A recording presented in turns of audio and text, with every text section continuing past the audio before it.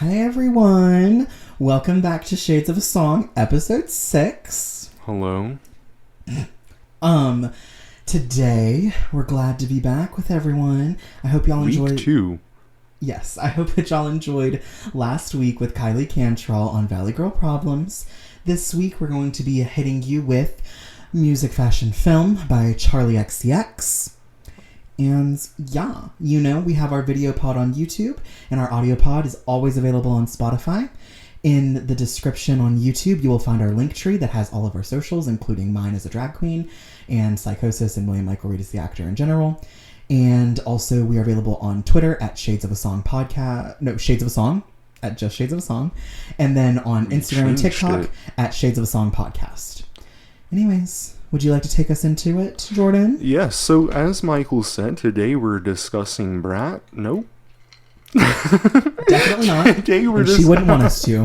Why wouldn't it? Well, we'll discuss, I assume. Today we're discussing Music Fashion Film by Charli XCX, the follow-up to Brat, which was one of her most commercially successful and acclaimed albums. And this one, I think, can be viewed as a response to Brat, really, in many ways, which I'm sure we'll discuss. I have nothing to say on the cover until you inform me Well, I'll about tell you who's on it. Other than I don't like it.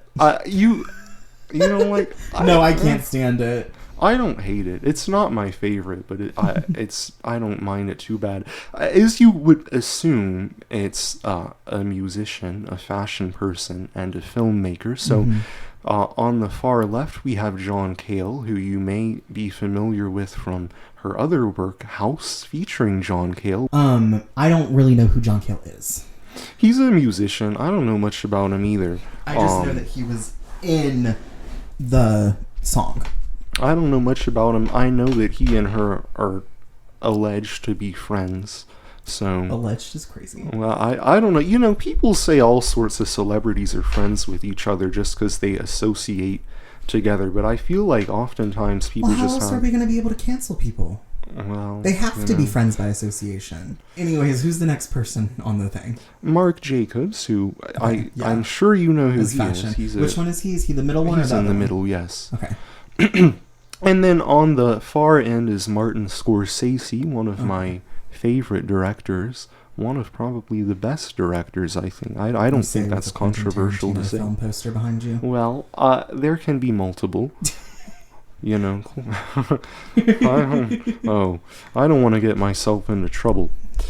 Anyways, that's the cover. It was kind of some people that were terminally online, even more so than me, thought that it was anti-feminist for featuring 3 men and no women, and I don't know about that. I would say if she was someone different, I would think that she was doing that on purpose in order to make a comment about the male domination in the industry. But I don't think that Charli herself would actually make a comment like that. I don't know if she would. I really don't know entirely what she meant by this album cover. I don't much care. I think that 2 of those people are people, again, that she's alleged to be friends with.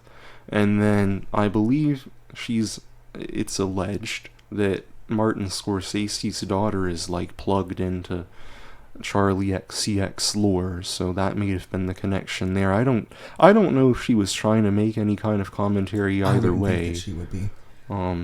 But I don't think that's necessarily in the framework of that, for my opinion, for the album, at most, I would think that she would do it because of the idea that it might piss people off. I don't think that would be the closest I would think that it would be an actual statement in reference to feminism or anything like that. If it had anything to do with that, I think that if she even thought about it, it was solely because she thought it would piss people off, not because she would do anything anti-feminist or try and make a feminist statement. Maybe. I don't know. I think that it was probably just a neutral sort of thing, and those were the 3 people that she respected and that she could get. I guess she could have chosen women. I think that she often uplifts women. We know of her obsession with Julia Fox. I guess that's just one woman, but still. Well, I also don't know that much about her. But Charli. Just from what I've heard and things. Uh-huh. I don't think that she would actually make a comment Well, regarding. I don't know. But that's the cover. It's fine. I don't mind it. I probably prefer the Valley Girl Problems cover too, other than just the novelty of the three of them being together for her. I think that's pretty cool and kind of a flex. So, rock music, that opener and the lead single was quite controversial when she first dropped it. I gave for vocals a 3.5 out of 5.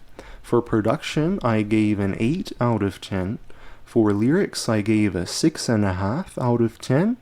Originality, I gave a 4 out of 5. Well, originality, creativity, and vision. It's kind of a broad category. And then I didn't give any bonus points.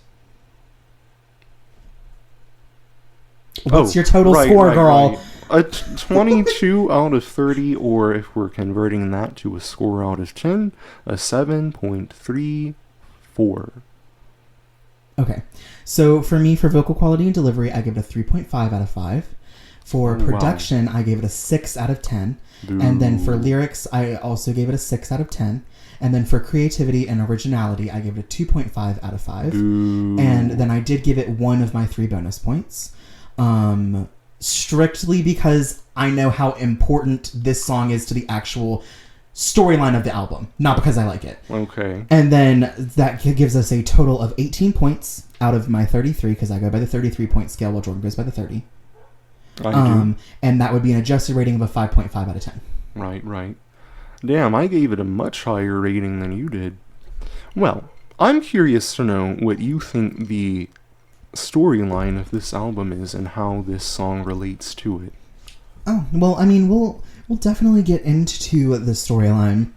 Because I've got this, like, theory that it's music, fashion, film, because we're transcending a genre shift from the view of an artist from their music career into fashion, into film, with the evolving status of a star. Mm-hmm. That's kind of where I took it with the concept that I thought was being built here, as it seems that she wants to get away from the, like, iconography and the fame level of Brat, and so she's trying to implement this, like, switch kind of persona that I'm thinking about. Sure.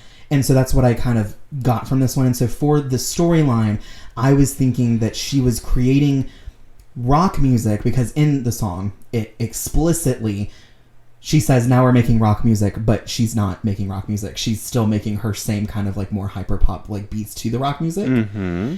And so I thought it was this idea of, she was referencing the idea that when a pop star wants to change it up after having commercial success, they make a rock album. Yeah.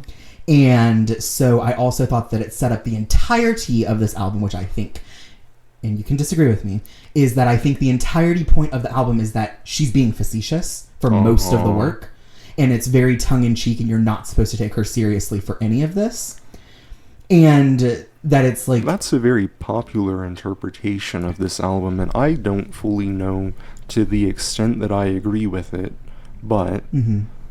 Go on. Because I don't know. I think it's like the tongue-in-cheek, because it, like, sets it up, like, we're getting the tongue-in-cheek, because it has the hyper-pop sound with the rock music, so she's being facetious. And it's the opening, and it's the switch. I agree with that. This is one song that I've understood and liked this song from the very beginning, and I think you're absolutely right that when somebody wants to chase critical acclaim, I think they often go in a more rock direction, because that's kind of the genre. I mean, for a long time before, like, probably like the mid-2010s, rock was seen as, like, proper music, the music of real artists, and pop was looked down upon, as we know. Mm-hmm. I'm sure you know that. And I think that this song is certainly playing at that. I didn't mean to cut you off. No, you're fine. No, I, like, completely get it. I don't know if I would agree fully. I understand going for critical acclaim. Mm-hmm. I get that. I don't think that's how she's using it here. I think it's both. Critical acclaim and switching up his sound. Well, no, I think I agree. Like, switching up sound. But that's not my full point. My point is that it's when they are, like, tired of like their successful stuff, they seem to influence themselves with rock, even if they're not going for like a full critical acclaim. Like, and there's always like, especially on the new age pop girlies, hate to bring up Olivia again, but she always has a rock influence track on her album, and it's almost like that's because that's her break in her creativity's portion. When she wants to take a break from what she thinks is mainstream and popular, she makes something rock influenced.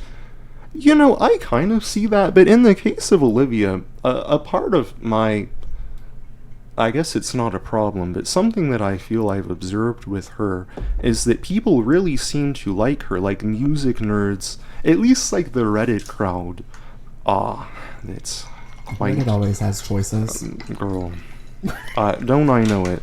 But they really like her, and they like her rockier music. They like her proclaimed rock influences, like she cites The Cure, which was a band, as we all know, is an influence. She cites those kinds of influences, and she makes music in a similar vein, and she is very well acclaimed, I think. She's like the pop girl currently that is as acceptable to like among like the pitchfork kind of crowd. I can't. Don't bring them into this. Well, they're still have a lot of influence over the culture and like the taste and what's acceptable to like and not. I hope whatever basement Pitchfork is run out of burns down. Well, I don't love Pitchfork either. I think they've gotten better. But I wasn't trying to say that I don't like the rock influenced Olivia songs. I do. You know I do. I do know. As our audience would know that I do, because we rated Sour. I just think that it's interesting. It's very like, especially for pop women, and as I hate to bring her up already, but Taylor has said women have to reinvent themselves all the time to keep people interested. Yeah, that was and I think it's thing interesting that all pop women tend to have some kind of rock influence track. That the reinvention was another thing that I thought of, because that's something, as you said, that pop girls are expected to do, and this is kind of playing as that, especially the dance floor is dead line, so now we're making rock music, you know. I think it does suggest in a tongue-in-cheek, ironic kind of way that Brad is gone, and now she's she's reinventing herself because she wants to remain relevant, and that's like what's expected of her. We're all anticipating her follow-up, and this is what she's doing.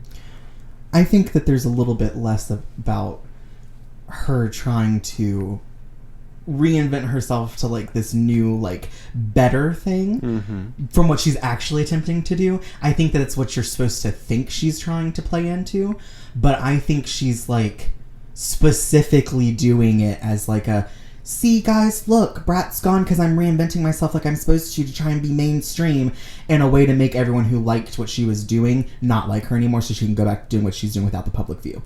Well, I agree with half of that. I really don't know. I don't know to what degree she was trying to alienate or maintain the people who came to her from Brat. I do think that was probably something in the back of her mind. I don't know how much that actually influenced this album. Probably I have specific like thoughts on when it's influencing, which we'll talk about in the other songs. I want to say I like the concept of the track, but I can't stand listening to it because I do want to comment on the actual sound of it, since we're not really talking about that right now. I feel that way about a lot of songs on this album. And then I did want to quote Real Incestuous Vibes, yeah, I knew you'd like that, which I think is kind of a reference to Guess, because I bring it back up later as a reference for something else that I comment on. So I wanted to make sure that it's in your ears that I brought up that quote. Well, I will keep that in mind. I really do like how this song sounds, actually. People say that it's abrasive. I think this is one of the least abrasive songs on the album. It's not as abrasive as the end of Card Declined. We will be discussing that. We absolutely will be discussing the outro of Card Declined, if that's your opinion. Not the outro. Oh, right before it switches, when she purposely has bad music playing in the background. That's what I'm talking about. But anyways, we'll get there in a minute. Moving into SS26, which I assume stands for Spring Summer 26. You would imagine, wouldn't you? To reference how you talked about the last album. We don't want to put words in her mouth. For vocal quality and delivery, I gave a 4. For production quality, I gave a 7. For lyrics, I gave an 8. For creativity and originality, I gave a 4. I also gave it 1 point of my 3 for bonus points, giving her a total of a 24 out of 33, which translates to a 7.3 out of 10. All right. Well, I gave this song a 3 out of 5 for vocals and delivery, 6 out of 10 for production and like structure, 5.5 out of 10 for lyrics and narrative and storytelling, and a 3 out of 5 for originality and creativity, for a total of 17.5 out of 30, or out of 10, 5.83. Now, such points. I want Going to be into the hundreds precise. place. Sometimes you have like a to round. I just rounded up to like the 10th place. I like to do at least 100. You liked this song. Oh, I loved this You told song. me as we were getting ready that this was one of your favorites. Yes. This is the one that I knew that I liked from the first listen. What do you like about it? Well, I actually really enjoyed the sound. I really enjoyed the sound. I thought that it was pleasant. I liked how she mixed her normal style with the fact that I actually got to hear her sing. As someone who doesn't listen to her a lot, I don't usually get to hear her actually sing. And it was actually nice to hear her sing for once. And I enjoyed that. I like the way it sounds too. I think for me that's probably the strongest aspect of the song. Well, maybe the concept is the strongest, but in execution I'm not as convinced. But I like the melody. I think it's kind of bland, but it's fine. It's unremarkable in my opinion, but I like the guitar. I think that's a nice touch, but I don't think the production does as much to complement at least my interpretation of the lyrics and the themes. I'm curious to hear your interpretation of those, though. Well, so my main point on this song, for like this song specifically, not in the arc of the album, was that the lyrical content is she's using a fashion show as basically a metaphor, which is crazy that I'm saying that Charli XCX is using a metaphor. But Charli XCX is using a metaphor for a fashion runway to talk about the fashionability in modern internet culture of being politically correct and morally justified on the internet. And I thought that it was actually really interesting that she, of all people, would be involved in making a comment like that.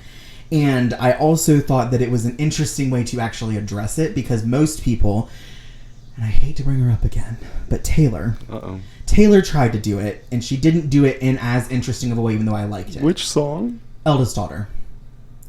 I think Charli does this in a much more interesting way of talking on that topic, which I don't think you'll never hear him say that again. Can really be commonly said that someone actually does it in an interesting way to comment on the internet in a song. And so that is something that I really liked, and I thought that I said she did a really good job achieving that goal here. Well, I think that we had pretty similar thoughts. I like the use of the fashion show as a metaphor. I picked up on that too. I'm so proud of myself. But I think it's, to me, it's almost a little bit disjointed. To me, it's like on one hand, she's in the chorus speaking about how the state of the world, and it's a somewhat nihilistic song when she says we're walking on a runway that goes straight to hell. The world is going to end, nothing can save us, not music, fashion, or film. But then in the verses, it seems like it's more about the artist's relationship with like image and criticism in the media and in the public eye. And I wish that she would have leaned into that more with the fashion show metaphor and just gotten rid of the broader state of the world business. I think she would have been a little bit better equipped to handle that.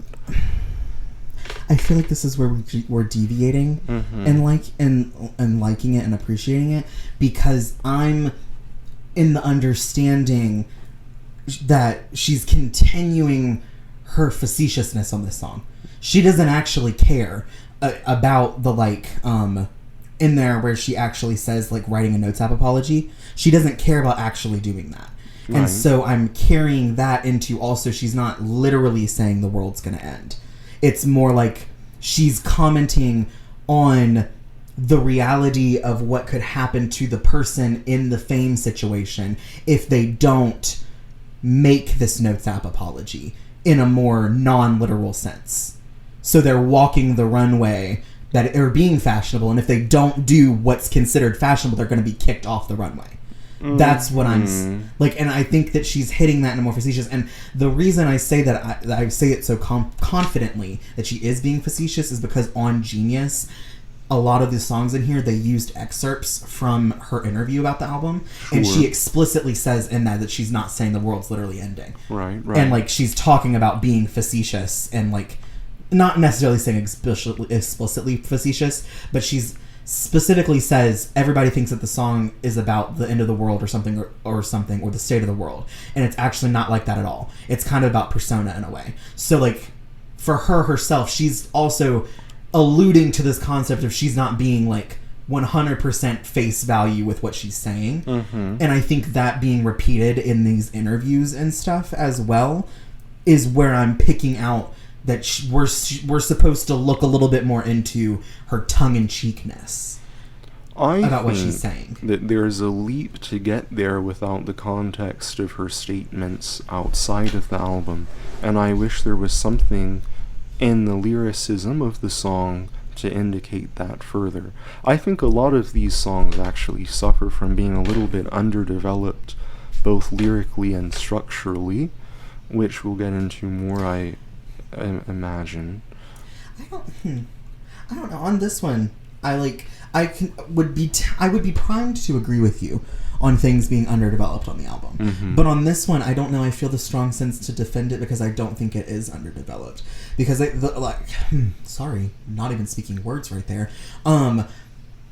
This one and God forbid rock music, I think are two of the most like well crafted for what she was attempting to do on the album, I think. Yeah. And for the beginning, and so I think like the leap of the facetiousness is there because like she's commenting on things that she's never done that she should do to be more popular throughout the song. Like cigarettes, put them out. Like she's commenting on if I stopped smoking, I'd be more popular because people don't like smoking anymore. And then she says, my heritage could give me quite the USP, which is the selling proposition, the unique selling proposition for like being popular, and like would get rid of some of her scandal if she leaned into the fact that I think she's half Indian. She is. Yeah, if she leaned into that. So she's, which I didn't know until recently. Doing that because she doesn't care. And that's where I'm like finding like she is commenting throughout the song explicitly on things like if you pick it up that she's not, that she is being facetious and she's not wanting to like she's not wanting to do that, but she's commenting on if she did do that, she'd get to still be fashionable with the internet and stuff. And that's why I'm like also picking out like she's like kind of mocking the idea of, and one of them, think my politics could work as a press strategy because Brat was used by Kamala Harris to promote her campaign. That it was. And so like it's all this like it's being facetious because it didn't work. You know what I mean? Like Kamala didn't win, sadly. But like she used the press strategy of the hype of Brat to try and promote herself more, and it didn't even work. So she's referencing things that she would say that could work and they're not even working. You know what I mean? And that's why I think that it is there that like she is being facetious and she's willfully actually crafting it on this song, like showing like the proof behind it in the song.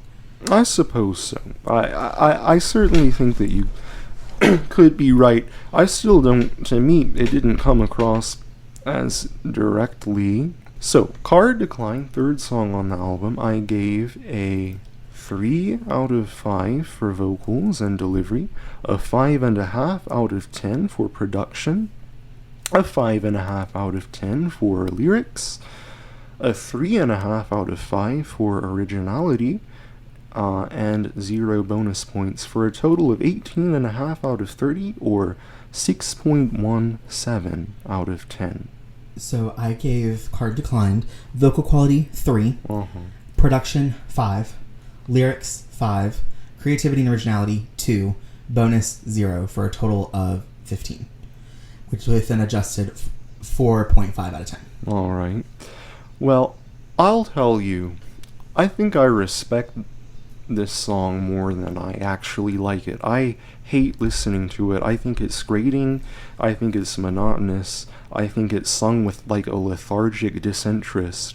But I think all of that makes a lot of sense for the theme.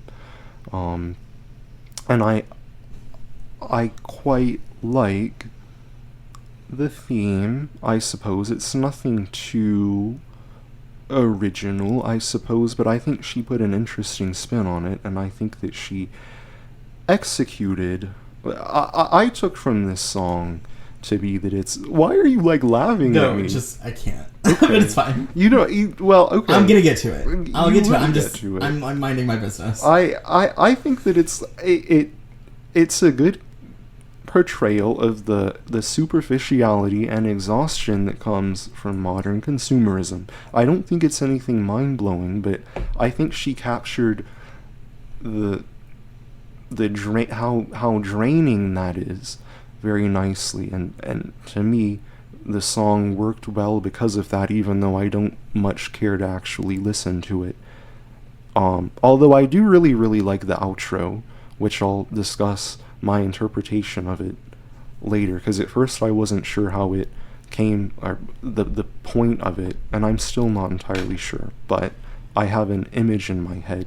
What's your take, Michael? So I see where you're coming from with this comment on consumerism. Mm-hmm. It just doesn't fit into the world of where I've been viewing what she's doing on the album. And what your take doesn't fit into my world and what I'm saying, which is fine because we can have different takes that can fit in different worlds. But my idea on what was happening on this album with the art, as we continue to talk about it, is she's going from the different avenues before eventually, spoilers, getting to the end and falling out of fame. Because that is her goal, is to get out of the public eye as strongly as she is on this out, like from Brat, so that she can go back to being like her little niche pop star that she was, is what I interpreted her like goal. Mm-hmm. So I'm interpreting that's what she's attempting to conceptualize here, and she's doing the avenues of how one would get there to kind of expedite this like fake process of how one falls out of being a household name. And so for this one, I was assuming it's still in the fashion realm, because I took the title of the album as being an explanation on how we get there. We go from music to fashion to film. Sure. And I actually thought, when I was first listening to the song, that it had a lot of hope. And it was here, I got my hopes up on enjoying the project, only to be immediately crushed. Oh, no. And the reason is, I think she bit off more than she could chew, and making something as, I think, profound as that, as what I'm trying to expect that she's trying to do. Card Declined, I think, I do not understand why we did the lyrical and melodical shift at the end of the track from, like, for the outro. It doesn't sound bad, but I don't get why we did it for the framework, especially because she's proven time and time again on this album she is not afraid to repeat the exact same line over and over and over again for the whole song. So I don't understand why we switched for like seemingly no reason. That's never really mentioned ever again. And so for me, I thought that it would be like spring, summer 26, we're having the fashion talk, and she's in the fashion world. And then we go into Card Decline, and she's talking about, we're going to go out, we're going to buy all this fancy shit because they have money, they have wealth at the time. And I thought, okay, this would be so cunt if the entire song was just her saying we're going to buy all of it, and then taking a tool out of the kit for poetry and stuff, never saying Card Declined in the song. So just ending it after the repetition of we're going to buy all this stuff, that way that when you get to the end of the song, you read the title and you're like, oh, but her card was declined. Right, so she never could actually buy it because she lost all the money. Yeah, that would have been pretty. And that would have been so fit into this storyline that I thought she was attempting to build me, that she dropped the ball in because she said Card Decline, and she changed up the structure to add this seemingly no reason outro, and it made me upset. And then I could not stand the purposeful sounding bad music in the background towards the end of her repeating the pain. Right. I couldn't stand it because to me it was her reiterating the point that she's trying to force out mainstream fans to go back to being niche. And I just couldn't stand it because I was like, girl, you're losing the art that you actually could have made and making something profound that you're scared of making by trying to hold fast to your goal idea of pushing out mainstream people. If you would just give in to like what your first instinct was, I feel like you'd actually get what you're so scared that you don't think you can do. And you mean the outro that goes into the actual outro, right? Yes. I mean the one where it's like her repeating the paying things in the card decline, and it's like the clanging in the background. I didn't much care for that either. I think personally that this song would have worked better as just an interlude, without that and without the I keep thinking about you every single day. Although I do like that part. I think I wish that was its own song. But I agree. Honestly, I think you're almost giving her too much, and her like in your lyrical, more metaphorical interpretation of this song's theme. That's what I'm like seeing, but I feel like that's where we were going. Yeah. Because that's what she set up to do for rock music in Spring Summer 26, was this storyline of getting away from the limelight, which is what she's expressing on here is her goal, because she doesn't care about it and she doesn't want to be on it. And that's what she's set us up to expect she wants, but I don't think she's actually able to pull it off because she's too scared to do it. Well, I didn't take that necessarily from Spring Summer 26, so I can't speak to that storyline. But to me, this is, I think, more straightforward. I think she strikes me as someone who is conflicted, who's like sharp enough to recognize her privileges and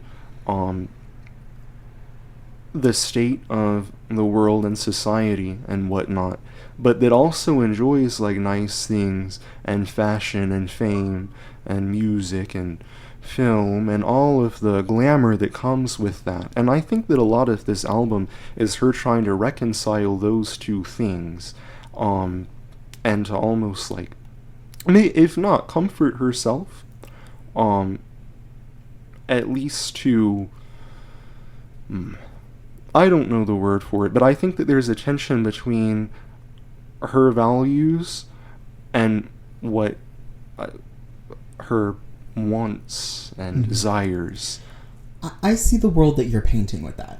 I don't know. The way that I'm interpreting what she's saying makes me feel like she doesn't care. She doesn't come across in what she's saying as someone who would actually care enough about that. Because in Spring Summer 26, she is explicitly talking about political things and how she could leverage it in this more morally correct way to get the popularity. You know what I mean?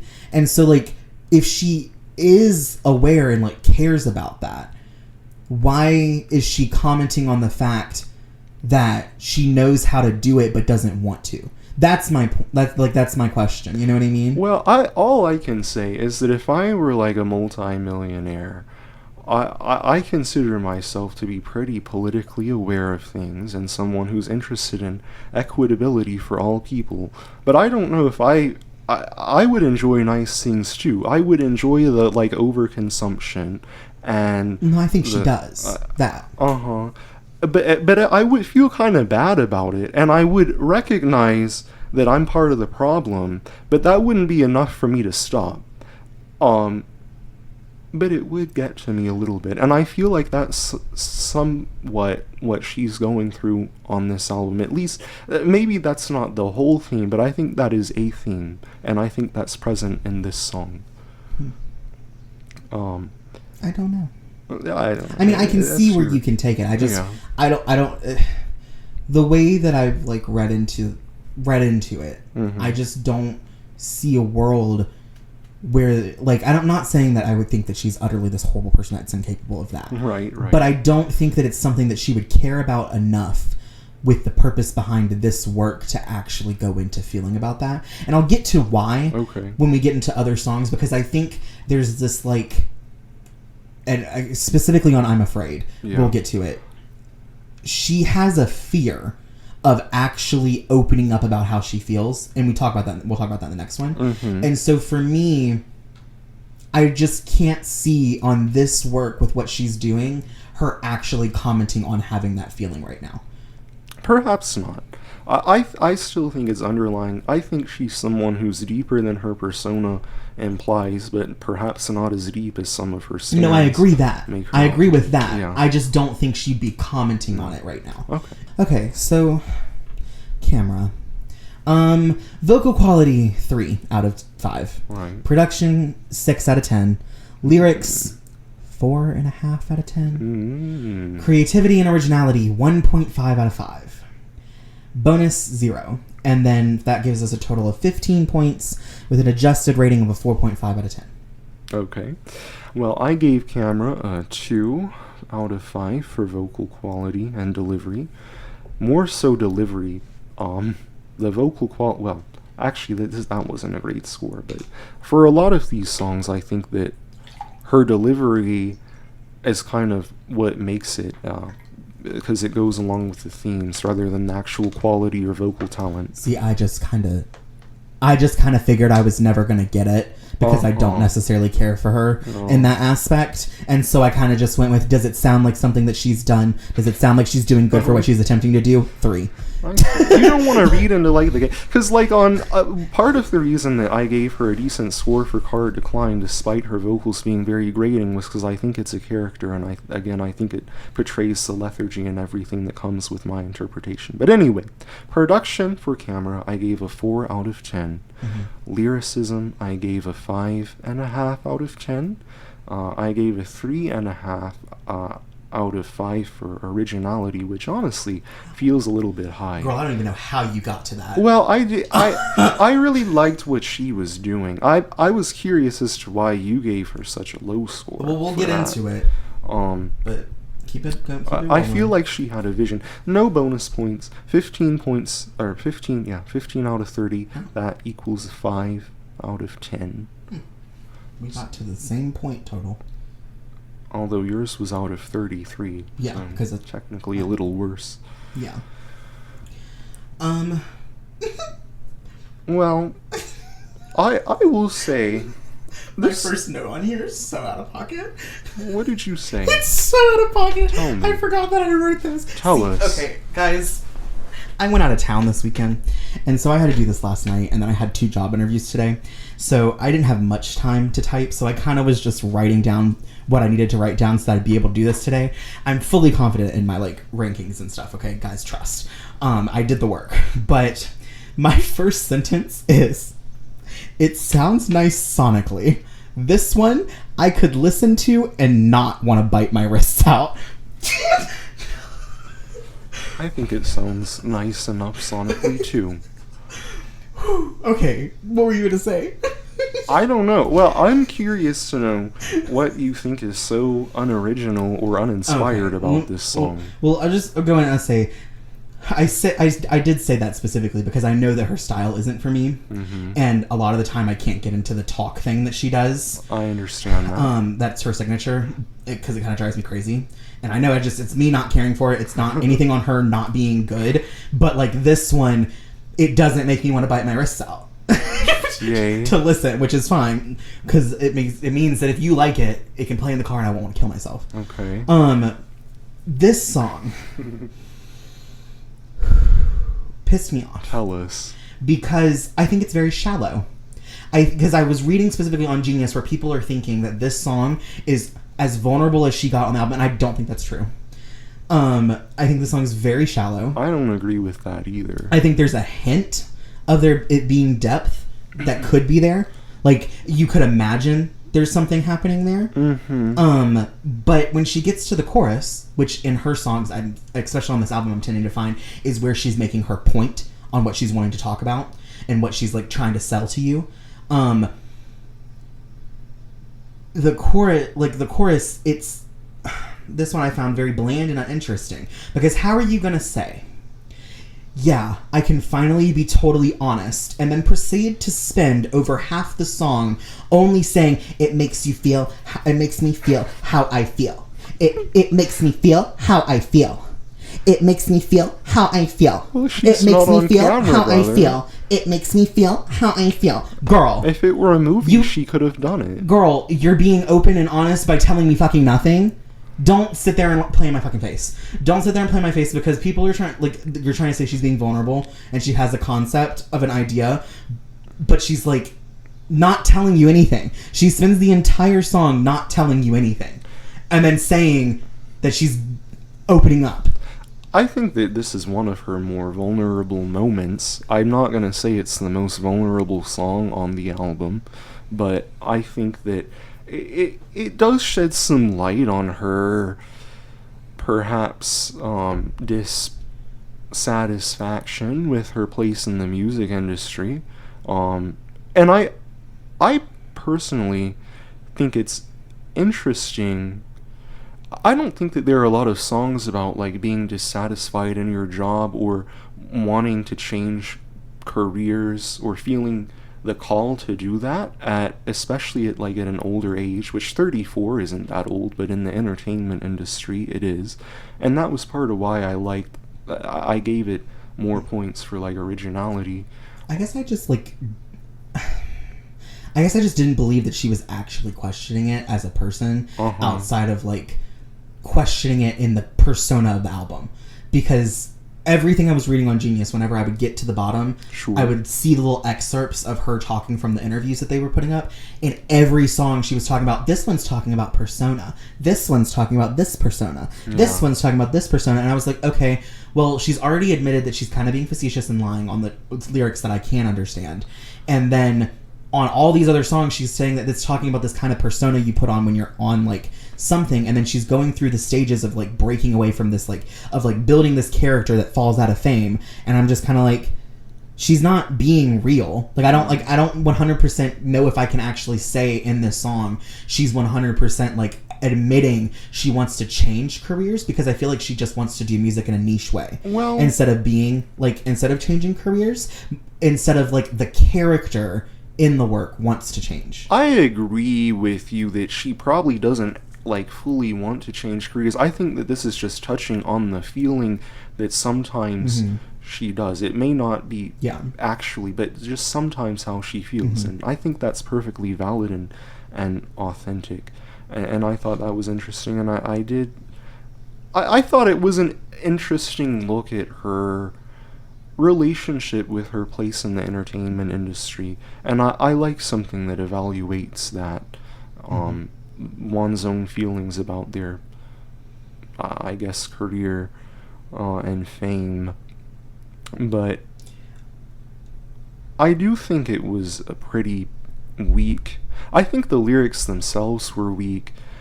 I think this is probably, for me, the first song on the album where her talk singing doesn't actually work with the themes of the song. I wish that there was a bit more passion behind her, like, singing about how the camera makes her feel. I think if it was sung with more passion and emotion, I wouldn't even need lyrics beyond how it makes me feel, whatever, because I would understand it just from her voice. Okay.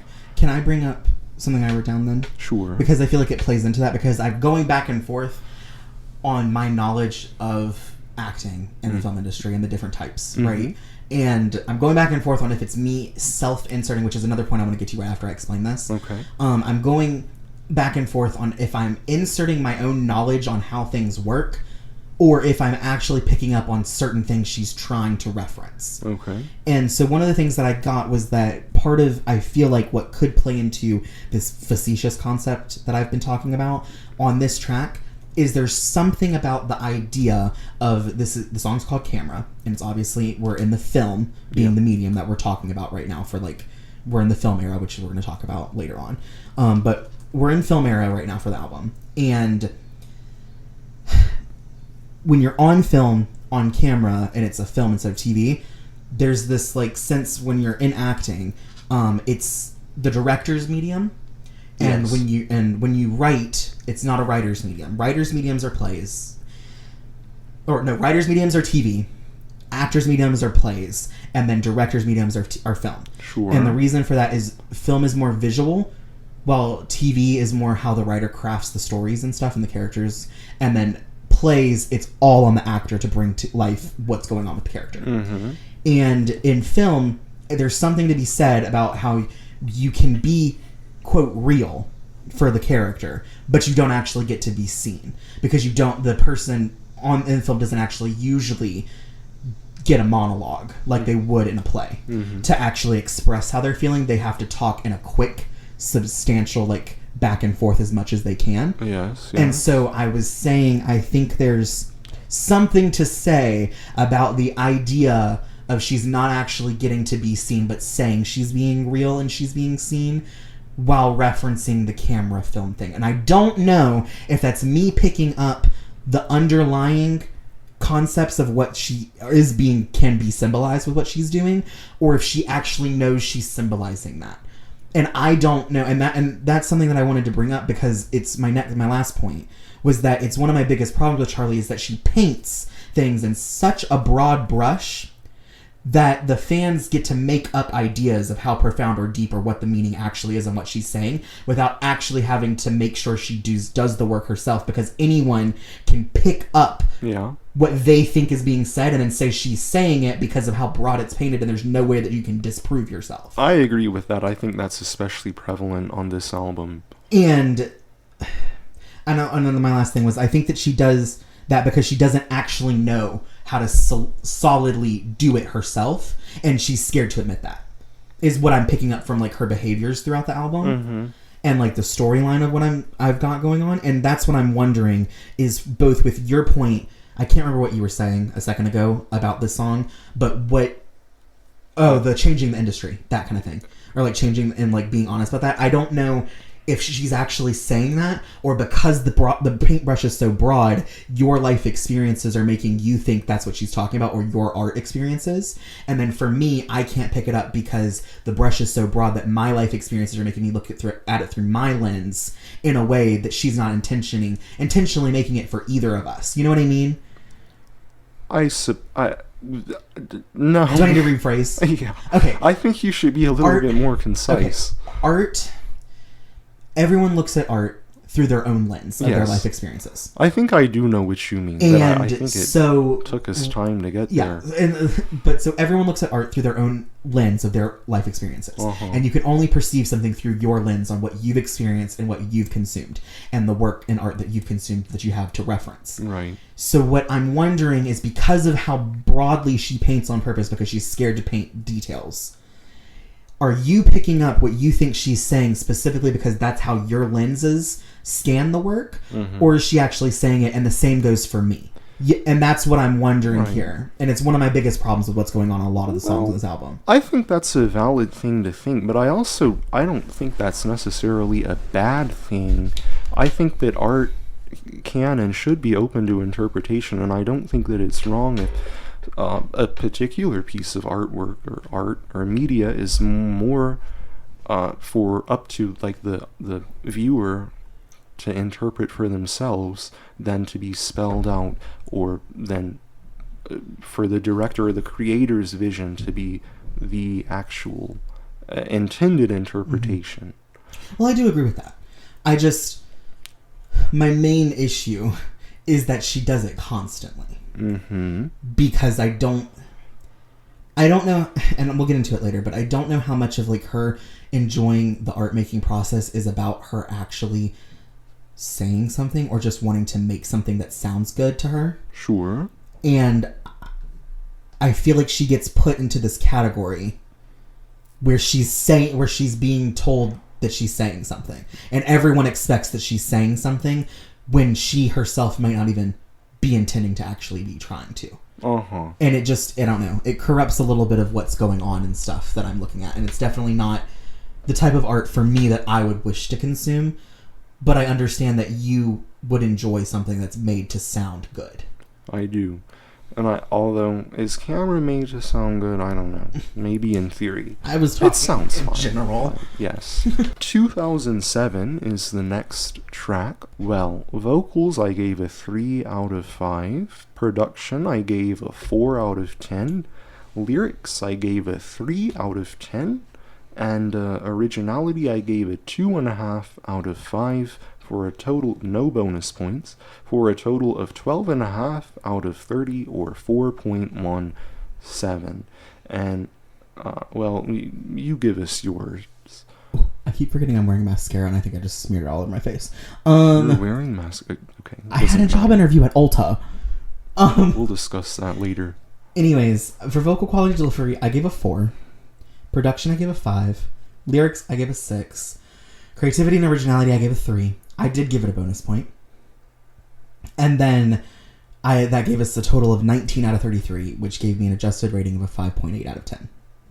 What did you give for production? 5. Okay. And lyrics a 6. Yes. I enjoyed it. I have a lot of opinions on Well, I will this tell is one you, of the ones I enjoyed. I will tell you, I enjoy the idea of this song a lot. I think it's woefully underdeveloped. I think the lyrics are probably the worst aspect, which is unfortunate because they could have been the best. I think what she was trying to do is among the best. I think it's very... I mean, I think this is a pretty simple song. She described it in the intro on, like, the film that she did, where she had little, like, visualizers for each song, and she had a little spoken intro for all of them as a song about making TikToks, which...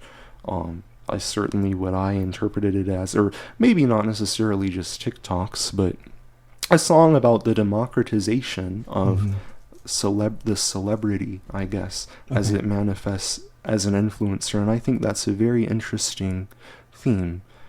Is that what do you see in it? I think this is crazy because I love how we have such different opinions when it comes to, like, liking things that the other person likes in, like, the way that they like it. This one, I enjoyed the delivery, and I thought it was kind of fun. And it was one of the only times I, like, enjoyed her minimalistic content nature for the sake of a vibe. Yeah, I thought her delivery was decent. And so that's kind of, like, why I enjoyed it. But in the context of the framework of the album, I liked it because I was looking into it, and she released her first work in 2008.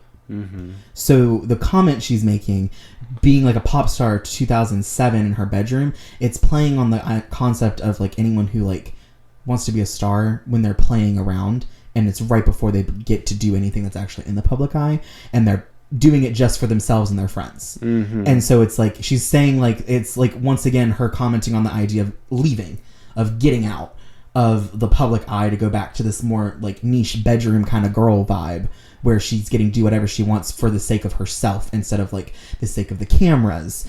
And I liked that vibe, especially with the sound that was mixed into it. I just thought that it was enjoyable. And then on the same branch, the line "pictures on the sofa become pictures on the screen," I thought was fitting for what she's doing in the arc of the album, because it's a reminder that we're in the film section.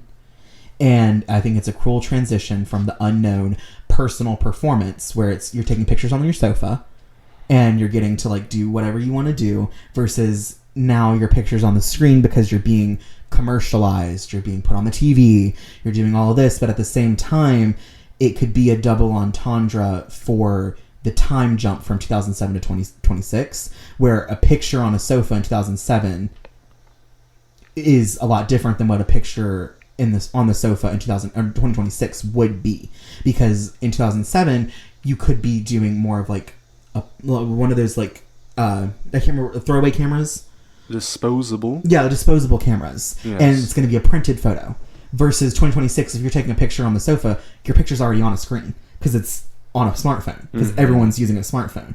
And I think that there's an interesting double entendre there for how, like, just in general, the time jump from the year she's referencing to the year we're in is we're all on a screen now. And I think it plays into what I read about her concepts and personas, about it not necessarily being everyone who's famous, but anyone who's on the internet.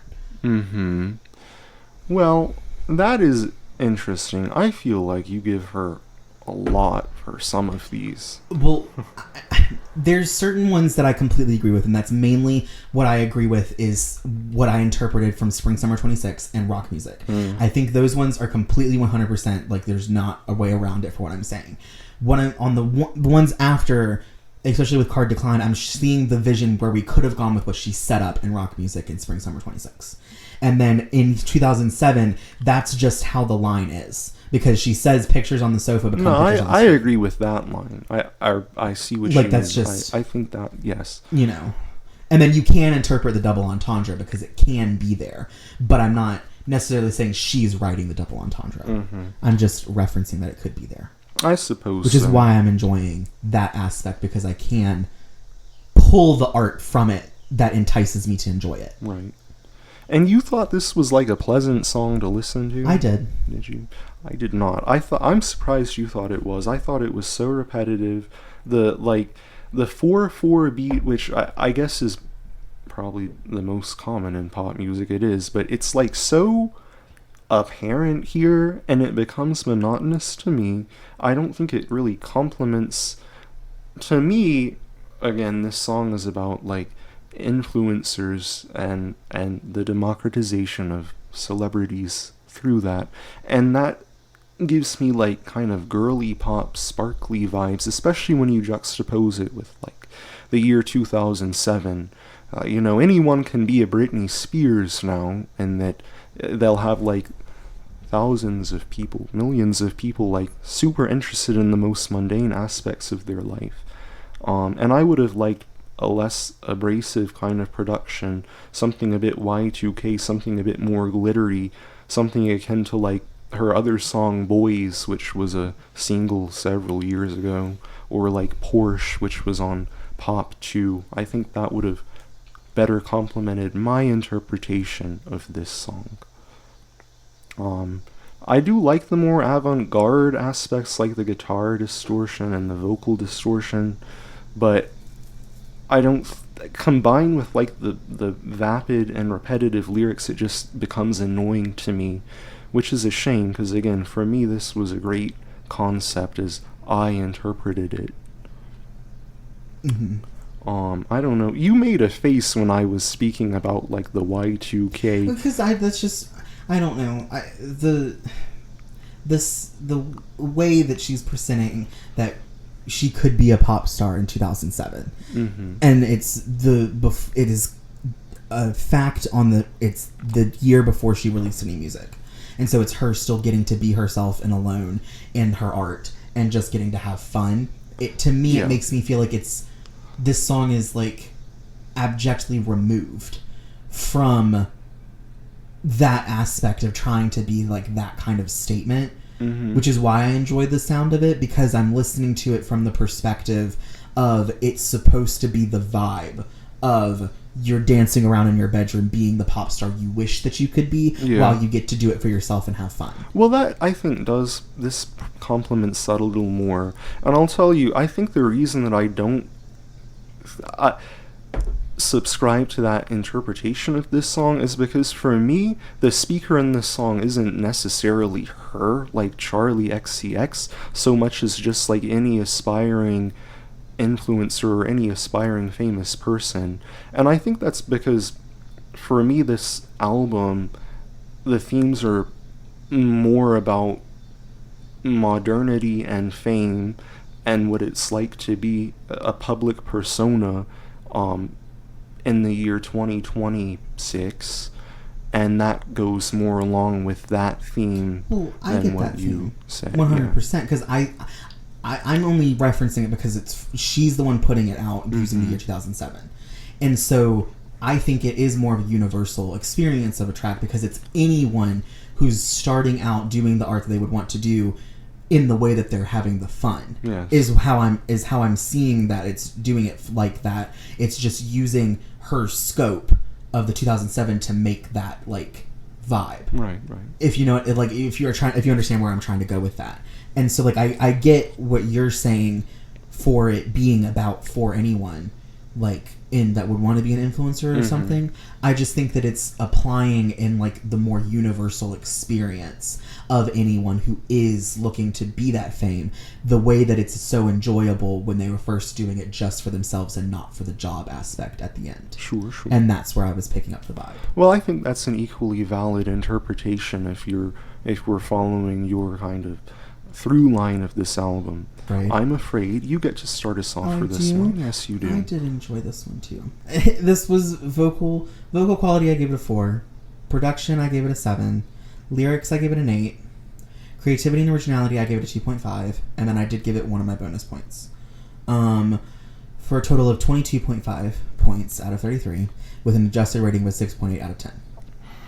Okay, well, I gave her a 1 out of 5 for vocals, a 6 out of 10 for production, a 5 out of 10 for lyricism, a 3 out of 5 for originality, and no bonus points for a total of 15 out of 30 or 5 out of 10. Mm-hmm. So we had differing opinions on her vocals. I want to start with that. Mm-hmm. I will just say, I thought that this was some of the worst that I've ever heard her. I think she sounds actively bad. To me, it sounds like she's really straining and raw, derogatorily, because rawness can be used to good effect. I assume it was intentional, because I assume it was, and it does complement the song. But to me, that doesn't make it any better, because it just sounds bad. I think if you want to look at like rawness and straining in an intentional way to convey a sense of emotion or desperation, well, desperation in the case of my example, I would look to something like the outro of Robbers when Maddie Healy is singing, "You look so cool." I'm not going to sing it, but you can. The second time you attempted to try and sing something on here to get the reference. I couldn't sing the outro of Robbers the way that he does without... but the Tumblr girlies will know what I'm talking about, I'm sure. That's an example of how to do that. Doesn't work for me at all here. Can I comment on why it worked for me? Yes, you may. So, for me, I thought about it, the conversational, like, raw, like, signature style kind of thing that she was using here. Mm-hmm. I liked it because, to me, I interpreted it as the active, intrusive thoughts. And it was, like, the, like, physicalization of her own obsession with her insecurity that is clearly throughout all of her work. Because it's the only, I think, real thing that she actually, like, admits to emotionally all the time is being insecure. And she just uses that as being like, see guys, I'm admitting to vulnerability because I'm admitting I'm insecure. But it's the only thing she admits to. Like openly admits to, like bold-facedly, at least from what I've heard. You know, I haven't heard all of her albums. So I'm listening from a very, like, closed, you know, bubble. She's spoken about, like, grief and her longing for... I heard those songs. I know. You haven't heard Brad, have you? Not all of entirety. it. No. Crazy. But I think that, like, I don't know, it worked for me because they were, like, the obsessive, intrusive thoughts on that insecurity. Yeah. That would be, like, that overwhelming, like, rasping, like, raw, like, voice pounding in your head. And I liked that. I see the vision that she was going for. To me, it didn't work. The production, however, did work well. I wouldn't want to listen to this song, so I kind of feel like I have to dock points for that, because if it were really, really good, the abrasiveness and everything would come across, and I'd actively want to listen to it outside the context of the album. But I love the like distortion and the bass that we get. It's very ominous. I feel like it signifies a looming kind of danger as we go. And then I like the escalation. I like how the, like, kind of discordant synths come in. They sound like anxiety, of course. So I think that was well executed, and I think she could have maybe even gone a little heavier, a little more avant-garde, maybe had the song kind of fall apart production-wise in the end a little more than it did, but I thought it was overall successful in that. I wanted to say that the main reason I enjoyed this one is because this one I believed her. I believe, because if you, for a moment, subscribe to my interpretation on the album of all the facetiousness and stuff that she's going through, this feels like the moment on the album where, like, I feel like she actually believes what she's saying. And I believe that she believes what she's saying for the first time, instead of it being in the facetious realm of all the other tracks. And I thought that it was interesting in that framework for me, because the other tracks, there's, like, this tongue-in-cheek going on, or, like, this thing over here on here, or and stuff going, like, of the other things of where I'm talking about, you know, I've talked about my facetious ideas on all of the songs. Yes. I'm sure we have a counter going by now, but you sure have. but I think this one's like one of the only like actual like real, like she's being completely honest. And I say that because she's hiding it in the middle of the album, and she's saying she's afraid, and I feel like it's like she's hiding the one place she's actually being honest in the middle of the album, where presumably not really anyone's going to hear it or remember it, so that she can actually try and be honest in a framework of like where it's like somewhat safe, and she can be a little bit less scared to do it, even though she is scared. Well, I don't necessarily know about all that in the way of the track listing, but I agree with you that I think she believes the things she's saying. I don't know how anyone would say that Camera is the most vulnerable song on this album when it has I'm Afraid, but that's what I'm saying, maybe because they she's only listen to the singles. playing I don't the know. facetiousness throughout everything. You know what I mean? And that's what I'm trying to say, is I feel like this one is, because it's in the middle of all of that facetious, and it's being sandwiched between 2007 and Yeah, which is the most like kind of style of hers, where it's like put to like the like, which we'll explain in Yeah, but it's like, you know what I mean. And like she's sandwiching it right between the two most like mediocre-esque like ideas of how she makes songs, because she's hiding it. Okay. And that's what I'm like saying, is I think that it's like she's setting it up for you not to like try and like question what she's saying and just move on. Right. And I like that idea. And I think she's also projecting fears here to what she lists, because I think she's actually scared of the notoriety Brat got her. And she's like, I agree with that, hiding within all of her other insecurities that relationship with the profoundness that she's scared of, which is where I got most of my like idea of the profound, like of her like being scared of the fact that she can't hit it. I got that on here. That she can't hit what specifically? That she's scared that she's scared of trying to be profound because she doesn't think she can. I see. I got that from here, because I feel like that's why she's so fiercely trying to push Brad away by making a response with this album for it. Is she's so scared of like being put into the world where she's going to have to actually like be held to the standard of the actual pop girlies of saying something, because she doesn't think she can. Well, I didn't want to spend too much time on this, but I do want to ask you what you think this song is about, like, if we're to be more specific than just like her insecurities, or do you think it's just about her insecurities? Well, I don't... Insecurity, perhaps, over a specific thing or situation. Do you I mean, I understand she's talking about, like, her husband. Okay, that was my thought, too. I know she's doing that, but what I'm saying is I feel like she's... I don't know, I feel like... Because the way that you talk about the production, it's like an anxiety eating her. Yes. I think she's letting what she's really scared about be covered by what the anxiety is forcing her to continue to think about, where she's getting stuck into the bubble of like the anxieties, where the ones that are the least relevant are on the outside. Do you understand what I'm trying to say?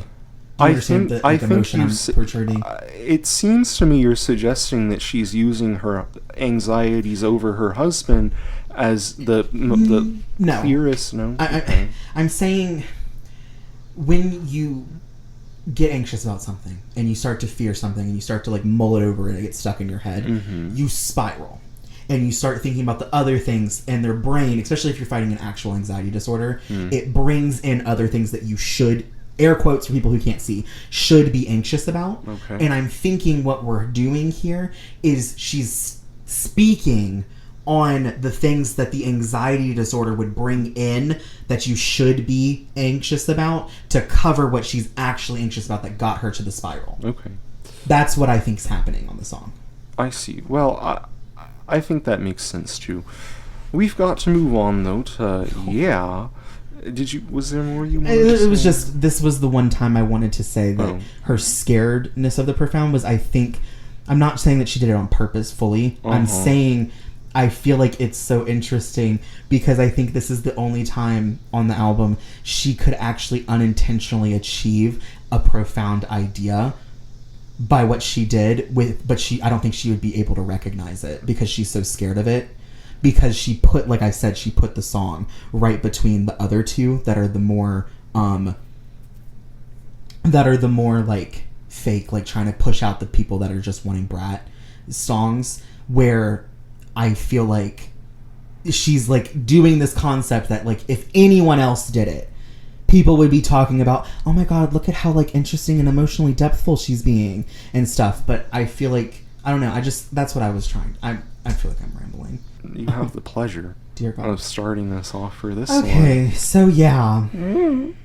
Vocal quality, 1. Boo. Production, 3. Boo. Lyrics, 1. Boo. Creativity and originality, 1. Bonus, 1. 1 bonus. I literally wrote a reason. And then total, 7 out of 33 for an adjusted rating of a 2.1 out of 10. This is shameful. This song is dog shit. I hate this fucking song. If I never hear it again for the rest of my life, it won't be early enough. Shameful. You'll be hearing it again, It brother. won't be early enough. Next time we're in the car together. I gave it a 3.5 out of 5 for vocals. I gave it an 8.5 out of 10 for production. I gave it a 5.5 out of 10. Nope. Yeah, out of 10 for lyrics. 2.5 out of 5 for originality, and I gave it 1 bonus point for a total of, oh my goodness, I have to go to my spreadsheet because it's not on here. Total of 21 out of 30, or 7 out of 10. Mm-hmm. And I feel like it's too low. I don't know. Let me just start off by saying I don't know what this song was intended to be about, but I love it. And I love it because I love this song. For the exact reason I hate her music. This is literally what I wrote. I don't know what she was. I don't care, because the production and the way she sang it, I felt what she was trying to convey. Actually, she didn't. She didn't know what she was trying to convey. She was conveying a feeling, bro, and I felt it. Actually, I do know what this song is supposed to be about because she told me in the intro to it on the film. She said it's about the moment that when you're writing a song, the moment that everything clicks and the song makes sense. So it's about the song, that point in the songwriting process. Bullshit ass fucking thing to say. Yeah, I'm not sure about that, but that's what she said. Maybe that's my what bonus she point felt is in the for moment. the reasoning behind why I think she made the song, and I think my reasoning makes it sound so much better than that. But okay. Well, that's her what she claims. I don't fully get it either, but again, I think this song is something that is fully just up to the listener to interpret via the music, via the melody, via the ecstaticness. Let's talk about production, because I think this is the highest production score I've given thus far on our podcast, at least since we've restarted it. I firstly love the vocal production. I love the subtle reverb over her like matter-of-fact delivery. It almost sounds like a PA system to me, which I think really suits what I feel like I'm being like not commanded, but I feel like she's like guiding me through this experience. God save my soul. No, look, I love like how matter-of-factly she sings, especially in the pre-chorus where she's saying she doesn't want to feel it. And I think that there's a cool juxtaposition into the chorus when everything like kicks in. I love the way that there are like little production techniques on her lines, like when she says it's like she stutters. I love how the instruments in this song are used. The guitar is fun, it's energetic in the pre-chorus, and then it's like we get that powerful kind of guitar in the walk with me. To me, this song structurally is like the part of a mid-2010s EDM song, and it's specifically just the build up to the bass drop, or the beat drop, and then the drop. That's the pre-chorus and the chorus, and then there is a bit of an outro too that's kind of different, but it's basically just that twice. And I love like mid 2010s EDM, like what would be a good example? Lean On, Turn Down for What. That's what this song gives me. she builds that tension, and then she releases it in the yeah, and then she stops it briefly, and then it comes back again, and it's like you're experiencing the bass drop or the beat drop again and again in those little breaks. And I love how the synth is used, how it just slowly like rises in pitch. The one synth note, it's like one note, but it goes up in pitch throughout the chorus. And I think that it's genius. I think it creates a sense of ecstasy. I think it works so well with the guitar and everything. I could go on. I'm not and gonna on. rant about how much I hate this track. I will just say it is everything I hate about her music wrapped up into one track. It exemplifies the concept I find where her music is not for me, because she cares way more about a vibe and a sound of something than the actuality of what is being said or put out as an art form. And I also commented very shallow. The interesting thing I actually want to talk about is my one bonus point, because I gave a bonus point to a track that I absolutely abhor. Okay. I want to say because I would never. I think there's some purposefulness of this track, because if you play into my concept on what I think she's doing of alienating the people who like Brat to like making her seem like stupid and like not good at music so that she'll go away so that she can do her niche stuff again. I feel like this is she references the internet a lot on the album, and she's talking about the internet. And there's a trend on TikTok where if people don't like an artist or their music, they comment, "This is what so-and-so sounds like to me," in relation to like something that would demean their work or what the average hater would hear when listening to a track. Okay. Or like someone will make like an arrangement that'll be like, "I love butterflies and men suck," and they'll be like, "That's what Taylor Swift sounds like to me." Yep. Something like that. And I feel like Charli is doing that herself on this song to mock the haters and isolate her core fans so that she can push away the new audience and go back to being niche. You don't and that's think the why Brat I gave people would like this song? You don't think the Brat people would like this one? No, I don't think the people that are brought in as a new audience would like this song because I feel like, yeah, it sounds kind of like Brat, but she's not saying literally anything on it. And I feel like that's like I feel like that's what she's doing purposely. She's trying to be like, if y'all want to hear me for like me talking on things like I did on Brat, or something that could be used in a way that would be like something interesting, like for like politics or something like that, you're not going to find it anymore because I just make this stupid dumb EDM music, and it's pushing out the people that are just here for like the new like commentary that she would make, and keeping the people that actually like her. And that's what I think she was doing there. And she was making the track of, this is what Charli XCX music sounds like to me, but doing it herself to mock people, because I think that's something she's very good at, is being a mean girl. A mean girl? Yes, like in persona. Okay. Like, I think that's something she's very good at tapping into. Okay. And I think that's what she was doing. That's why I gave it a bonus point. Right. Because that's what I interpreted what was happening with this track. And I thought that was an interesting thing to do yourself. Well, all that I'm going to say is I think that she communicated to me so much without really saying hardly a word. I don't want to feel can't interpret now I want to feel it. Yeah. That's all that I needed, because the music communicated it to me.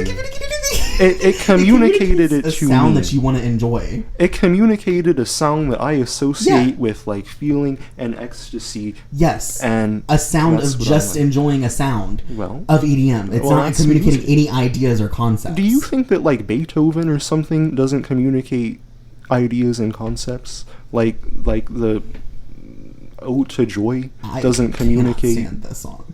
You don't fuck with Ode to Joy. I don't know. I wasn't commenting on it. I said I can't stand this song. Well, those are I feel like it's instrumental songs that communicating feelings. an EDM sound to you, of like being in an EDM festival. It's not just EDM. Like, well, I don't care about the like consistency of like actually being legitimate about what it's communicating on that. It's just communicating you the sound of that music and the vibe of being around that music. That's communicating some kind of idea. It's not an interesting one unless you like that vibe and you want to experience that. And I'm assuming that, you know, an ecstasy drug kind of vibe of an EDM music festival could be really interesting for certain people. I don't know what that's implying. Well, it could be really interesting. You know, it's kind of just like, you know, the music that you listen to when everyone's taking acid and stuff like that. And like taking ecstasy. Like it's that, like that's what they're doing. We have to move on to Wink Wink, yay. Vocals, 2 out of 5. Production 4 out of 10, lyrics 2 out of 10, originality 1.5 out of 5, no bonus points for a total of 9.5 out of 30 or 3.17 out of 10. Okay, wink wink. Vocal quality 3, production quality 6, lyrics 5, creativity and originality 2, 0 bonus points for a total of 16, adjusted rating 4.8. Okay, so you didn't care for this song No, I don't either. like the song. I don't either. It just kind of annoys me. I think it's juvenile. I think that it's doing the epitome of like her facetiousness of what she's doing. It's almost like too much. I know, but that's my point. Yeah. Is I think that because of like that, like it's like people are going to look at it and they're going to be like, oh, she's like battling back against what's expected of her. But like she's like, you know, she's really trying to show that she can change, but she's like showing, I'm still not dead, I'm still the old me, I'm just like different. But I genuinely think this is literally just a lie that she's made to a beat and then saying wink wink so that everyone will think that she's trying to change, like what I've said throughout this whole thing. But like this, so she can just go back and do what she wants to do after this when everyone's not listening to her anymore. Like, not everyone's not listening to, but like when the mainstream people aren't listening or expecting an album from her anymore. Mm-hmm. That's what I think's happening. I don't even go that deep. I have no real opinions on this. I don't think this was an entirely necessary song for her to make. I think this has been done better by her, been done better by almost plenty other people. I want to know who's asking Charli XCX to be a trad wife. That's what I want to know. Because I've never, in my 23 years, seen anyone asking her to be modest. Well, you know, the Puritans in our generation, the ones... The Puritans are not listening to Brat. I feel like they're listening to any woman that they can complain about. They're not listening to Brat. You don't think so? The Puritans aren't listening to Brat and expecting more music from her. The people that are 17 and afraid of Sabrina Carpenter and mad that Yeah, but Olivia... they're not listening to it. They're not listening to it and expecting more. I guess not. But they don't have to. They know enough about her persona. But what I'm saying is like they're not listening to her and expecting more, and the whole concept is it's the people who are expecting more from her and like showing that she can change or like be different. Who is genuinely expecting more work from Charli XCX but in like a grown way? Who? That's my point. I guess the Brat people Like, who probably asked? are. I mean, to me, this is more about like her behavior and being a party girl and like maturing and moving past that coming off of Brat. And I do think that that's something that some of the Brat people would have expected from her, if that was like their introduction to her. But if they were enjoying Brat, why would they ask her to be like this new like grown aesthetic? Because they always want, well, not all of them, but, you know, a lot of the time people want you to evolve. They don't want you to do the same kind of thing. I guess. Multiple I cycles. don't know. I think we're low-key giving this song more than anything. Well, no, I'm just commenting on, like, I don't understand why it was yeah. even necessary. Like, that's what I mean. Like, I don't understand why it was necessary. I've, like, in all of the discourse and things that people have been talking about and things, I've never once seen someone comment on the idea that Charli XCX needs to grow up and be modest. I don't, like, who? Like, what? Like, point me to someone. Point me to the North Star guys and tell me who. I don't know. I just want to know. I don't know. Like, I want to know one person. One person. It's something that she evidently felt. Persona. So, I gave this vocal quality a 3, production quality a 6, lyrics a 7, creativity and originality a 3, and a bonus of 0, with a total of 19 points out of 33 for an adjusted rating of a 5.8 out of 10. Damn, we're pretty close. I gave vocals a 2.5, production a 7, lyrics a 6, originality a 3, no bonus points, although I do like this song, for a total of 18.5 out of 30, or 6.17 out of 10. My first note on here is I wonder who this song is about. I don't know if Do you want me to paint my picture and then we can do. discuss? I think we ought So to. I'm going to paint my picture, guys, because I've clearly been seeing that people are arguing over whether or not this is about Taylor Swift. I think it's a little bit obvious. Is that actually like a... Yes, they're arguing in the genius comments over it, Jordan. Like, go to Twitter. When she said, not everything is about me, but what if it is? I guess she was right. I think that it's so obvious about it, but it's like... But my literal first comment is, I'm not going to lie, she kind of turned the diss. because I think she kind of flipped the idea of actually romantic to hit her where it hurts. Because Taylor's whole persona of TTPD going into like Life of a Showgirl was, I can do it with a broken heart. And this whole song is her saying, you're acting like you're fine, but you're not really. And she's hitting her. But that's what she's saying. Yeah. The whole song. And so I think that comment is like exactly the like where it's gonna hurt her. And I think that's so masterfully chosen for that. And I think, and I was saying, like, remember things are, like, I'm saying things are tongue-in-cheek and facetious on this album. She's saying best friends. But this is what I mentioned when I said on, I can't remember, I think it was Rock Music, where I comment on the incestuous line. Yes. I referenced Guess, okay? Because I thought that line was somewhat referencing Guess because of the underwear comments and the things that they do could be incestuous. Mm-hmm. And it's with her and Billy, and I'm not saying they're best friends, but they were friends enough to do the song in that fun way that could be considered incestuous, right? Yeah.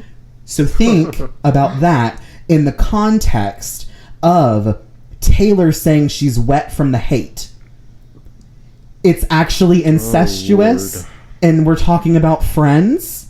Come on, Jordan. If you can't see that, like, that's such an easy, like, leap. That is such an easy jump to make.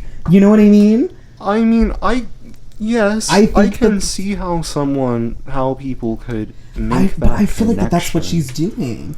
Because she's, like, using the facetious idea of a best friend to reference the incestuous line that she was making the other time. And, like, using it to comment on how it's actually romantic. Because incestuous, like, sexualization of the hate into this, like, friend category to, like, be, like, fake to her. And the reason I say that is because of her delivery where she says, don't let your fucking ego do the thing, because she's commenting on the friend. And if it was really, like, a friend that she was really trying to, like, say something, like, somewhat positive in any kind of context about, I don't think she would say fucking in the way that she does, or much less even use it. And I think that's where we're learning that it's, like, fake. And, like, that's where it's the lie. I feel like, I'm gonna just look up the lyrics real quick, but I feel like she has lyrics that imply a mutual respect. But that's what I'm saying, being and facetious. Because she says it's honestly wild. Yeah. Well. And then she opens this with, it's kind of crazy. Girl. Well, she says that she comes across crazy. Not on the beginning of the song. She says, if you realize the way that sometimes I wonder if you realize the way you come across. Yeah. It's kind of crazy. Well. But, like, that's what I mean. Like, you're saying, it's like Taylor said that it's actually wild, that way that she treats her. And then Charli said you're kind of crazy. Come on. I'm just saying. It lines up too well.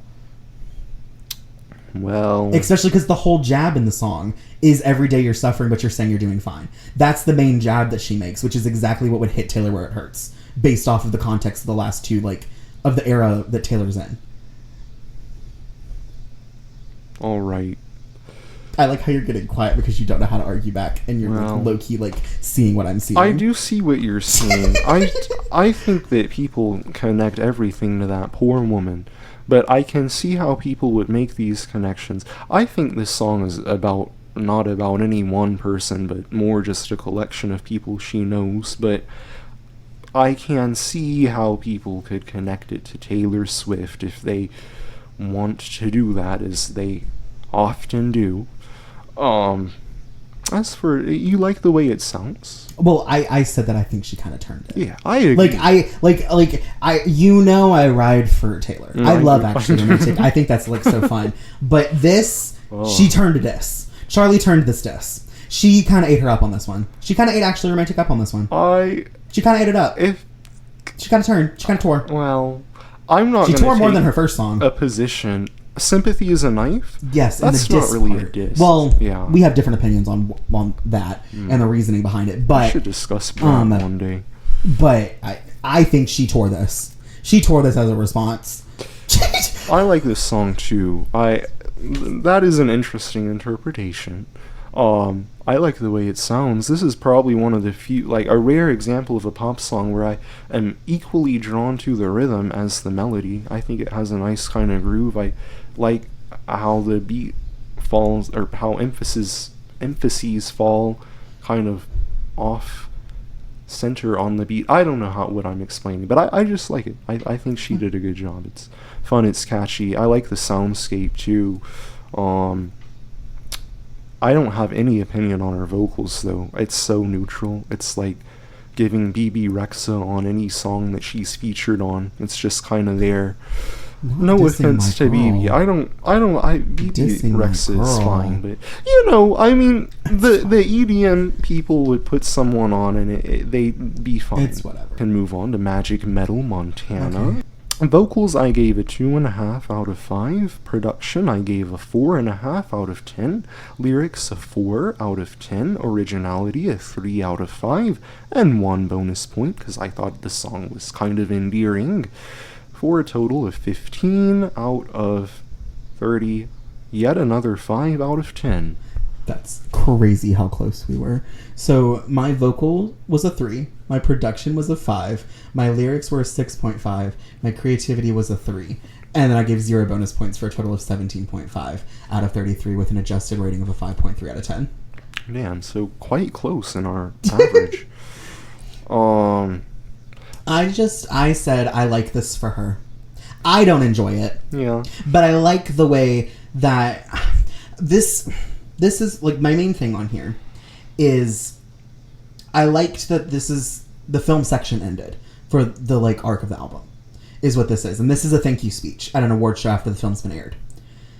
That's what it is. That's what you interpret. Yeah, I mean it's a platonic love song to her supporter. Yeah. Like to like the person that she like cares about, one of the people Cook? she cares about most. And he's a producer. Yes. So like I think this to her. is basically the reference of the film's been done. We finished the film and it's aired and we're at award show season and this is what she said at the mic when the show like when she like is accepting the award. Mm-hmm. And I think that it's like shown because it's like at the beginning of the song there's a high and it's like a rush and because it's the rush of getting the award and then throughout the song it slows down to when she's walking off stage and your heart kind of like comes back down from the high of getting the award and having to go up on stage and talk. Right. And I think that that's what it is I think it's a nice acceptance speech. It's a really great platonic love song to like AG or AJ. AG Cook. AG. And yes. It's nice for her. I don't personally care about like the song, but I think that it's a nice song. It's not bad. That's why it's like pretty much a 5 for me. But I agree. I like your interpretation of it because at least that adds some reason for it to be on this album other than just I think that, I don't know. It's about, well, yes. I think like it also that. just drives the narrative ending of Brat, like of my story, because it's like it's proving she's not going back to like that thing, because it's like we just closed out the thing, we ended it with the award show, the project's done, we're moving on. I like that. This song reminds me kind of Margaret on Did You Know There's a Tunnel Under Ocean Boulevard, and that it's, at the end, it's about, like, one of her collaborators, a very important collaborator to her. I don't much care for it either. I think it's a little bit out of place, but it's nice. I'll talk about the placements and stuff in the last track. Okay, well, we can do that. Because it frustrated me. Sonically, I think this song is pretty flat and uninteresting, but I do think it's cute and nice and endearing, and I think it's vulnerable also in a sense, and that being this earnest is being vulnerable. I think it's a little vulnerable and stuff. I think it's something that she can easily get away with, though, in like the framework of what I was talking about for the album, of where I think that it's like this arc of the like ending of the like public eye of a pop star and stuff, and like of a public figure. Right. I think it's just something easy that she got away with being able to say because it fits so well into the narrative. Sure. No One Lasts Forever featuring David Cronenberg. David Cronenberg. Yes. So for vocal quality delivery, I give it a 2.5. Production, 5. Lyrics, 4. Creativity and originality, 2.5. Bonus, 0 for a total of 14. With an adjusted rating of a 4.2 out of 10. Okay, well, I gave it a 3 out of 5 for vocals, 6.5 for production, 6.5 for lyricism, 3.5 for originality and creativity, no bonus points for a total of 19.5 out of 30, or 6.5 out of 10. Crazy rating. I really like this song. Okay, you I can think live in this that is one world. of my favorites on You the can album. sure live in that world. Do you No, not like it? it's fine. Okay. I mean, like, I get why it's the ending of the album. I Yeah. get it's clearly the existential crisis at the end of the lifetime of chasing the fame from the avenues of music, fashion, and film. And it shows how the career has to end. Your highest level of success doesn't last forever. And she's trying to say she's okay with it. Because, like, that's the commentary on Brat. That was the whole point of this album, was to show that arc and show that she's stepping away from, like, the high level of success of Brat because she wants to be that niche pop star. As you'd have us believe. And so it works. It's fine. But it's boring to me. It's mid. Boring? I mean, it's not particularly a new idea. I mean, she doesn't really add anything to it. I And think she had an interesting I think it's spin. a cheap grab back to the Wuthering Heights house track and style. Because because she's been referencing films and stuff and music. And I think it's just a cheap grab back to how she did House, and I don't think it's as interesting as the House one was. Well, what did you think of Cronenberg's monologue? I thought it was fine. I mean, it's the entire point of the song. Yeah. I thought it was thought-provoking, and that's part of the reason I gave it such a high vision, originality, creativity score. I would never want to hear it again. No? Like, I would never put this song on. Like that's why I say it's fine, but I would never, like, be like, I want to put this song because I want to hear it. House, I would do that. But, like, I would hear this song. this, I would never just want to listen to it. If I wasn't specifically trying to listen and change my mind about how actually successful she pulls off the arc that I think that she's trying to pull off, and listening to the whole album again, I wouldn't listen to the song again. Well, I like this one a lot. I like that she's properly singing. I think her voice works well on this song. Could have done with a little more emotion, but that's... I think the flatness in her tone almost conveys a degree of acceptance that nothing's going to last forever. And my narrative or interpretation of this album, which isn't really as much of a narrative as yours, but to me this album had a lot, obviously, of her going into her anxieties and her angst surrounding her persona. Don't want to use the word insecurity. Well, insecurity was a little narrower. It's not that I wanted to avoid it, but I think it's broader than just insecurity. But concerning the world, yes, but primarily her place in it and her persona's place in it. And to me, I think this song is kind of the acceptance that doesn't really matter in the end, because no one lasts forever. She's gonna die. Everyone that remembers her work and cares about her work will eventually die, and it's all minor in the end, and that makes her feel a little bit better. That helps to alleviate some of her anxieties, which is not at all an uncommon sentiment to hold or to express, but that's kind of what I got it. I think this is one of the more cheerful songs on the album. Cheerful is a crazy adjective. I don't think this song is depressing. I know people say that it is. I don't think it's depressing, People but I say wouldn't it say is. cheerful. I think it's cheerful, and I I think... think it's like even. Like, it's just like it's like a neutral feeling to me.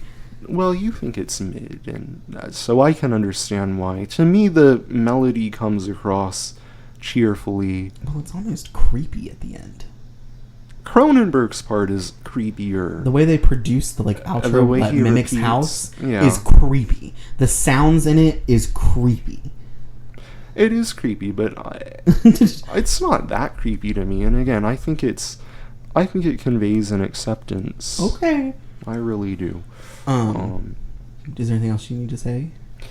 I suppose not. Okay. Yeah. Well, I was going to talk for the finalize my arc on the album. Okay. On what I want to talk about that is, I think we could have shortened the film section. Mm-hmm. I get that she tried to take like a small take on the music portion because it's supposed to start at the swap in the music journey, because Brat's supposed to be the original music journey for this, like, narrative, which is fine. But the fashion section was only 2 songs long. And to have an album that presumably is set up in a 3 dynamic, why are 7 out of the 11 tracks about 1/3 of the concept? Because it's music, fashion, and film. Yes. And 7 of the 11 tracks are about film and are in the film, like, story. And I don't like it specifically because I think that the film concept, and it is so heavy, and it's her worst capability of referencing.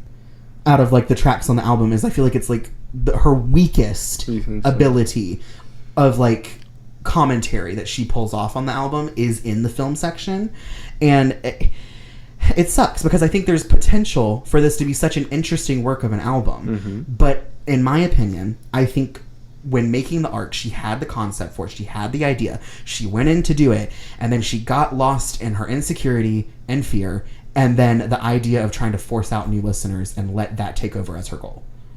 Well, I'll address your first point about the prevalence of film.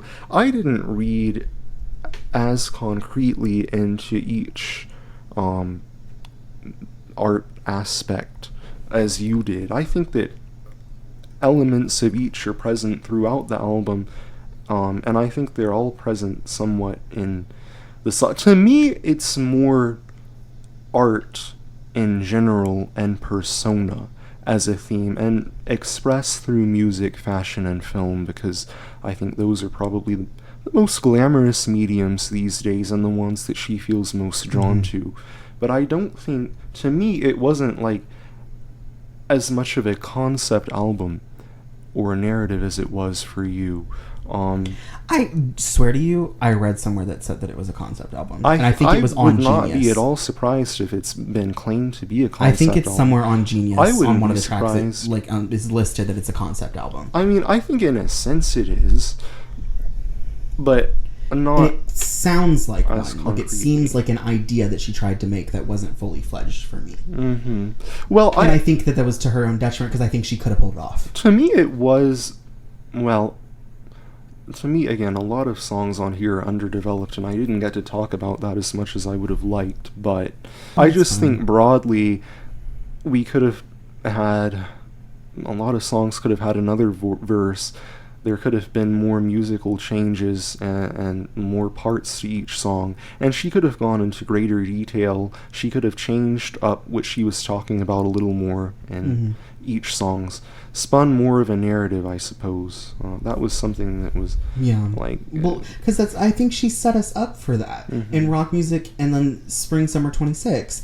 And the fact that she set us up for something that she didn't fulfill is my problem. That's my only problem. I feel like... I mean, of course, I probably wouldn't have liked certain songs as much if there wasn't the setup and there wasn't the creation of trying to do that. But I don't know, it kind of feels like Badlands Halsey to me. Like, we set out for a concept, but she really tried to set out for it, and then she got lost in herself and couldn't finish it. But didn't succeed in making the songs as well as I think Halsey did, and just making songs for Badlands. Well, I'm actually going to agree that I think the songs on Badlands individually hold up a little better than these for the most part, although I do think she was trying something here, and I think she got pretty close and making something interesting, which is important. I would listen to it again if she like tried to like recreate it like if she tried to like redo some of it or something, like if she did like whatever she did with where it was Brat but it's like completely different but it's still the same because it's Brat.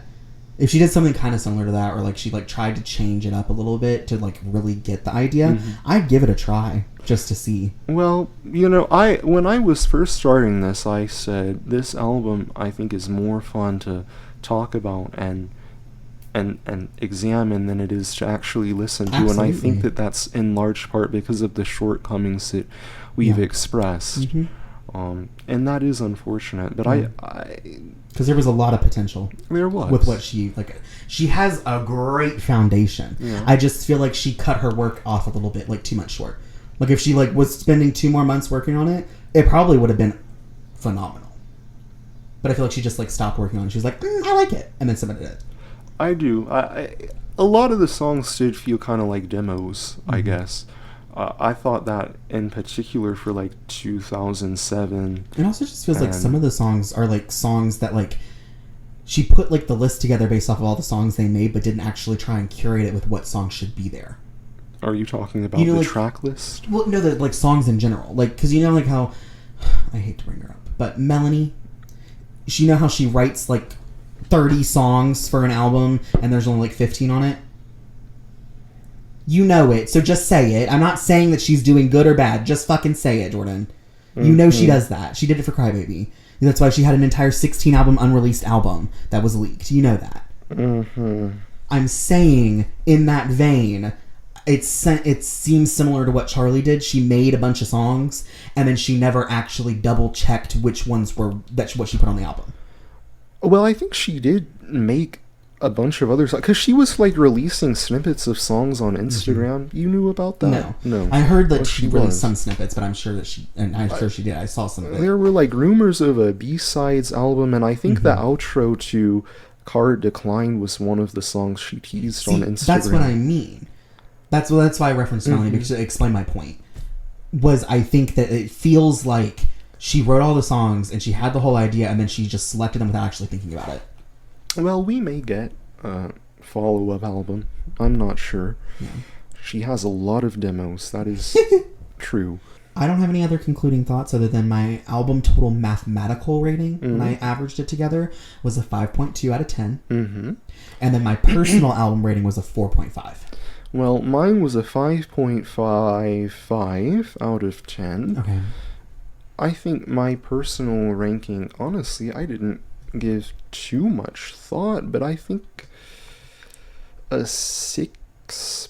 Are you coming up with this on the spot? Yes, I am. I'm going to say a 6. I don't like it being the same score as Valley Girl Problems. That feels wrong to me.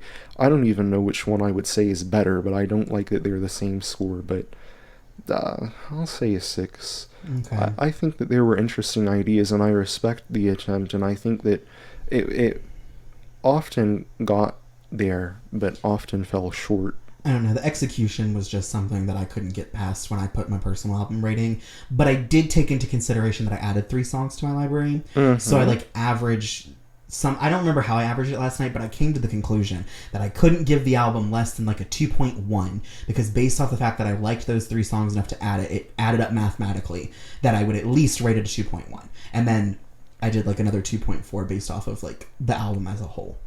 But the execution, I couldn't give it more based off of the fact that I don't think she achieved it. And was Spring Summer 26 your favorite song? Yeah. I don't know if my favorite song was Yeah or Persona. Originally it was Persona. But when I was going through and actually doing this, I came to appreciate Yeah more on closer listen, which was Yeah your least favorite? Absolutely. I hate that fucking song. I love it. You're not going to be happy, but that's okay. It's fine. I'll just have an excuse to play any song that you hate every time that you do it. Okay, guys. So I think that we've gotten to the end of discussing the album. We're going to go ahead and sign off. I hope that you enjoyed today's pod. You know where to find us. Video pod on YouTube, audio pod on Spotify, Shades of a Song on Twitter, Shades of a Song podcast on Instagram and TikTok. And we have a link tree in our YouTube description for all of our videos, and then we also have a link tree in the bios of Instagram and TikTok, and it should be on Twitter too. And my personal information and accounts are also linked in that link tree, and anything that you could find for Jordan that he wants me to give you is also linked there. So without further ado, if you don't have anything else to say, we're going to go ahead and wave bye to the pod, since we didn't get to do that last time because the camera cut. Appreciate your viewership, Absolutely. listenership as well. Bye.